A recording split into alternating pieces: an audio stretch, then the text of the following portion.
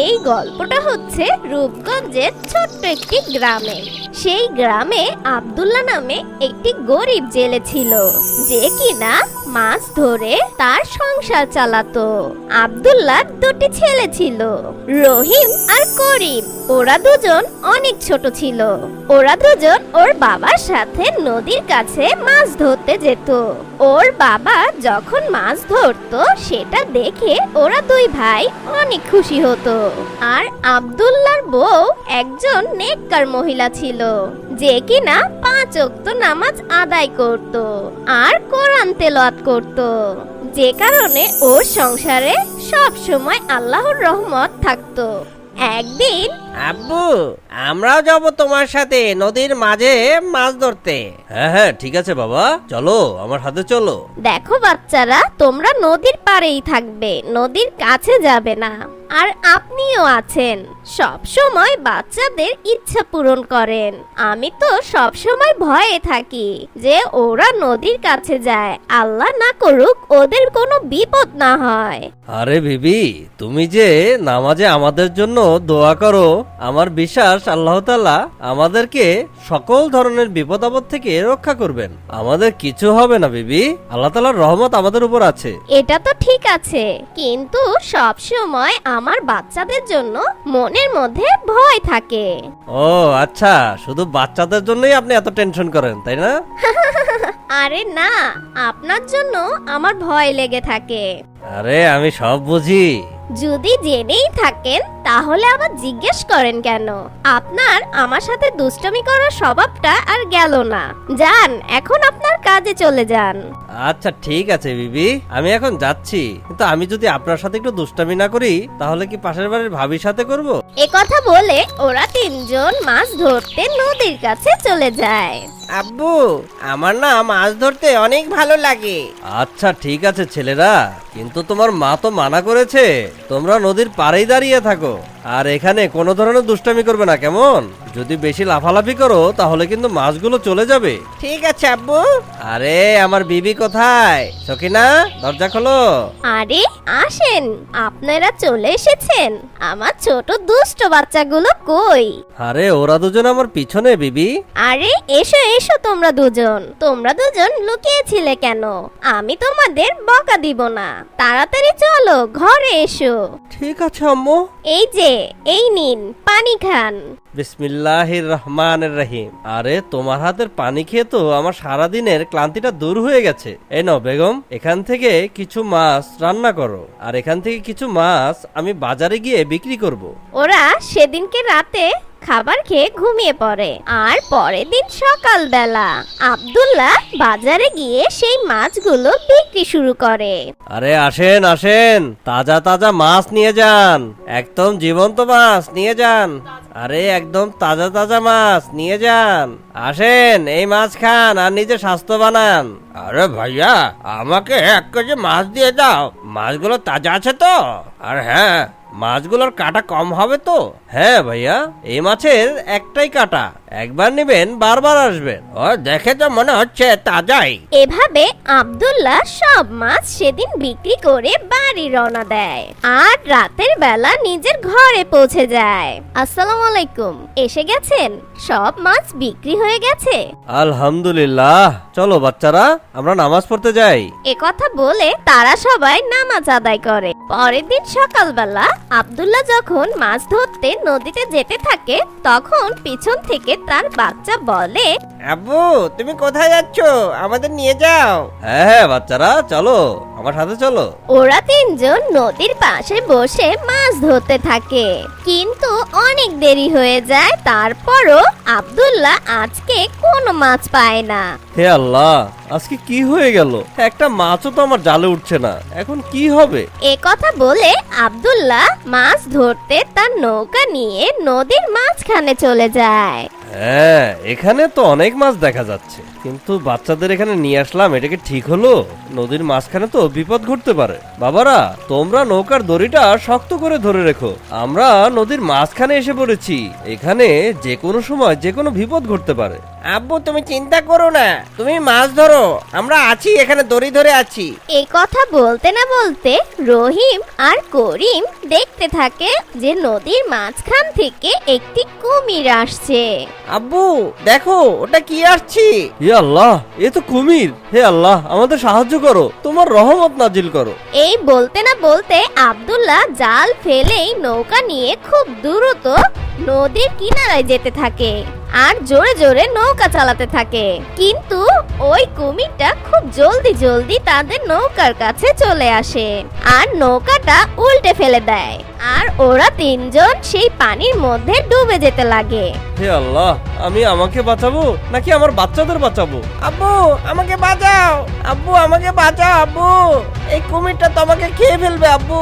ঠিক তখনই কুমিরটা করিমের কাছে চলে আসে আর সেই কুমিরটা করিমকে গিলে খায় আর করিমকে গিলে খেয়ে কুমিরটা সেখান থেকে চলে যায়। হে আল্লাহ, এ কি হলো আমার ছেলের সাথে? আজকে আমার বাচ্চাটা আমার থেকে আলাদা হয়ে গেল। ভাইয়া তুমি কোথায় ভাইয়া? হে আল্লাহ আমার ভাইটাকে ফিরিয়ে দাও, হে আল্লাহ রহম করো আল্লাহ। হে আল্লাহ এখন আমি আমার আম্মি জানকে কি বলবো? উনি তো শুনলে জ্ঞান হারাবেন। বাবা, আমি তো কিছুই বুঝতে পারছি না। তোমার মাকে কিভাবে এই কথাটা বলবো আর তোমার আম্মুকে আমি কিভাবে সান্ত্বনা দেব? ওনার ছেলেকে উনি হারিয়ে ফেলেছেন। হে আল্লাহ, আমাকে শক্তি দিন, আমি যেন আমার বিবিকে বোঝাতে পারি। আব্দুল্লাহ আর রহিম ওরা দুজন কান্না করতে করতে বাড়ির দিকে রওনা দেয়। ওরা এতই কান্না করে যে ক্লান্ত হয়ে যায়। আর ওরা দুজন যখন ঘরের দরজার কাছে যায়, দরজার কাছে গিয়ে ঠিক তখনই আব্দুল্লাহর বউ বলে, আরে এসে গেছেন আপনারা, আসেন আসেন, ঘরে আসেন। করিম কোথায়? করিম কি আজকেও আপনার পিছনে লুকিয়ে আছে? দেখি তো দুষ্টটা কোথায় গেছে। রহিম কোথায় তোমার ছোট ভাই? তখন রহিম তার মাকে কোনো উত্তর দেয় না। কি হলো, কিছু বলছেন না কেন আপনারা দুজন? আমার মন অস্থির হয়ে গেছে করিমের জন্য। করিম কোথায়? তুমি লুকিয়ে থেকো না বাবা সোনা, আমার সামনে এসো। আরে আমার ছেলে কোথায়? আমার ছেলেকে কোথায় রেখে এসেছেন আপনারা? কথা বলছেন না কেন? করিমের কি কিছু হয়েছে? আল্লাহ রহমত করো, তাড়াতাড়ি বলুন আমাকে, আমার বাচ্চা কোথায়? তখনই রহিম ওর মার কাছে যায় আর মাকে জড়িয়ে ধরে বলে, আম্মু, আজকে আমরা আমাদের ভাইকে হারিয়ে ফেলেছি। এটা কি বলছো তুমি? আমার ছেলে কোথায়? ওকে কোথায় হারিয়ে ফেলেছো তোমরা?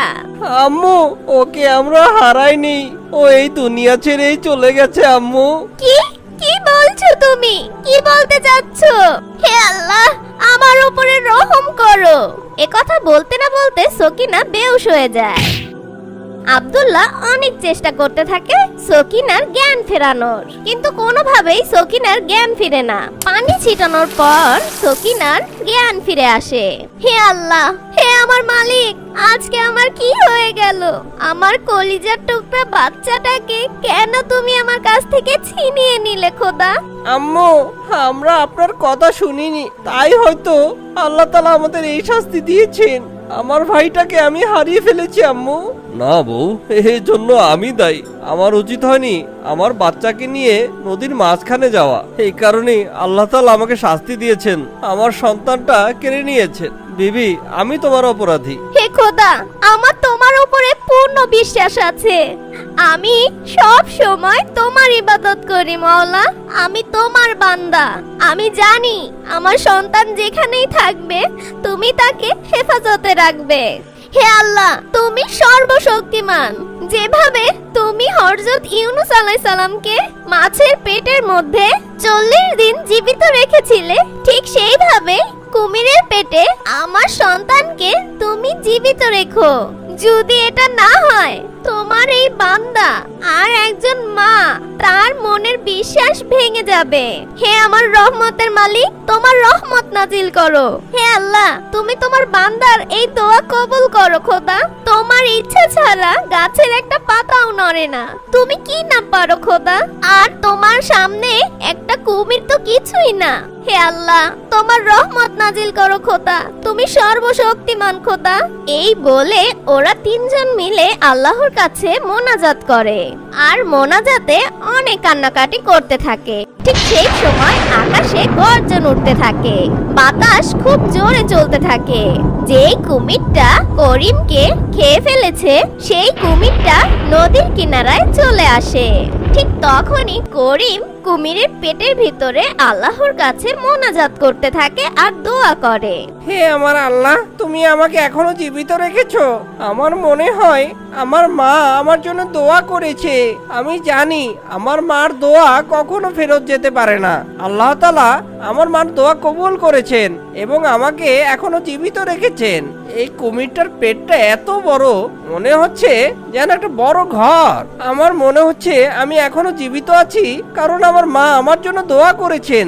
আল্লাহ তাআলা তো হযরত ইউনূস আলাইহিস সালামকেও একটা মাছের পেটে জীবিত রেখেছিলেন। সেও তো আল্লাহ তাআলার একজন নেক বান্দা ছিল, আর এই জন্যই আল্লাহ তাআলা হয়তো আমাকে জীবিত রেখেছেন। হে আল্লাহ, তোমার দরবারে লাখ লাখ শুকরিয়া। এখন তোমার কাছে একটাই দোয়া, আমাকে তাড়াতাড়ি আমার আম্মাজানের কাছে পৌঁছে দাও। আমাকে ছাড়া তিনি বোধহয় অনেক কষ্টে আছেন। হয়তোবা আমার মা অনেক অসুস্থ হয়ে গেছে, খাওয়া দাওয়া ছেড়ে দিয়েছে। আমি জানি আমার আম্মিজান আমাকে সবচেয়ে বেশি ভালোবাসে। ঠিক তখনই অনেক জোরে জোরে বাতাস বইতে লাগে। ঠিক তখনই একটি ফেরেশতা পৃথিবীতে আসে আর সেই ফেরেশতা কুমিরের কাছে আসে আর একটা জাদুর মাধ্যমে সেই কুমিরের পেট থেকে করিমকে বের করে নিয়ে আসে। তখন সেই ফেরেশতা করিমকে বলে, ওঠো বাবা, তোমার মা তোমার জন্য অপেক্ষা করছে। তখন করিম বেহুশ পড়েছিল আর সাথে সাথে সেই ফেরেশতা করিমের উপরে একটি আলোর রশ্মি ফেলে আর সাথে সাথে করিমের জ্ঞান ফিরে আসে। হে আল্লাহ, এ তো কোনো ফেরেশতা মনে হচ্ছে। আপনি ফেরেশতা নন? আপনি তো একজন ফেরেশতা, তাই না? হ্যাঁ, আমি আল্লাহ তাআলা একজন নেক ফেরেশতা। আমি আল্লাহ তাআলার হুকুমে তোমাকে এই কুমিরের পেট থেকে পাঠাতে এসেছি। যারা আল্লাহর উপর ভরসা রাখে, আল্লাহর হুকুমে আমি তাদেরকে রক্ষা করতে এই দুনিয়াতে আসি। হে আল্লাহ, তোমার দরবারে লাখ লাখ শুকরিয়া। তুমি সবার দোয়া শুনো। আমার বিশ্বাস আরো দৃঢ় হয়েছে তোমার প্রতি। এরপর সেই নেক ফেরেশতা বলতে থাকে, শোনো করিম, তুমি তোমার বাবা মাকে কখনো কষ্ট দিবে না। সবসময় তাদের উপদেশ মেনে চলবে আর নামাজ কায়েম করবে। কোরআন তেলাওয়াত করবে। নামাজ আমাদের জন্য ফরজ, আর কোরআন তেলাওয়াত করলে আল্লাহ তাআলা আমাদের সকল ধরনের বিপদ আপদ থেকে রক্ষা করেন। যদি আল্লাহ তাআলার কোনো নেক বান্দা কোনো বিপদে পড়ে, তখন আল্লাহ তাআলা তার নেক ফেরেশতাদের সেখানে পাঠিয়ে দেন তার সেই বান্দাকে সাহায্য করার জন্য। এই না, এটা একটা জাদুর গালি। এখানে তুমি বসে বসে এটা তোমাকে তোমার ঘরে পৌঁছে দেবে। করিম আল্লাহ তাআলা শুকরিয়া আদায় করে সেই গালিচায় বসে পড়ে আর সেই গালিচা মেঘের উপর দিয়ে করিমকে তার বাড়ি পৌঁছে দেয়। হে জাদুর গালিচা, তোমাকে অনেক শুকরিয়া। তুমি এখন যেতে পারো। তখন সকিনা ঘরে বসে করিমের কথা মনে করে কান্না করতে থাকে। হে খোদা, আমার কলিজার টুকরা আমার কাছ থেকে আলাদা হয়ে গেছে। আমার যে কি কষ্ট লাগছে। ঠিক তখনই ঘরের বাইরে দরজাটা নক করতে থাকে আর তারা তিনজন ঘরের দরজার কাছে চলে যায়। আর দরজা খুলতে না খুলতেই তারা দেখে করিম তাদের সামনে দাঁড়িয়ে আছে। এই দেখে রহিম অনেক খুশি হয়ে যায়। হে আল্লাহ, তোমার দরবারে লাখ লাখ শুকরিয়া। আমার ভাই আমার কাছে ফিরে এসেছে। হে আল্লাহ, তোমার দরবারে লাখ লাখ শুকরিয়া। হে খোদা, তুমি আমার বাচ্চাকে আমার কাছে ফিরিয়ে দিয়েছো। আম্মিজান, আমিও অনেক কান্না করেছি। আম্মিজান, আমি আপনাকে অনেক ভালোবাসি। আমিও তোমাকে অনেক ভালোবাসি আমার বাচ্চা। হে খোদা, তোমার দরবারে লাখ লাখ শুকরিয়া। ঠিক তখনই ওরা সবাই মিলে আল্লাহর দরবারে মোনাজাত করতে থাকে। হে খোদা, আমাদের নামাজ পড়ার তৌফিক দান করো আর আমার ঈমান শক্ত করে দাও। আমি যেন সব সময় তোমার ইবাদত বন্দেগে মশগুল থাকি। হে খোদা, আমরা সব মুসলমান যেন তুমি জাল্লে জালালু শেষ করা তো যায় না গিয়ে তোমার গুণগান। তুমি কাদের গফফার, তুমি জলিল জব্বার, অনন্ত অসীম তুমি রহিম রহমান।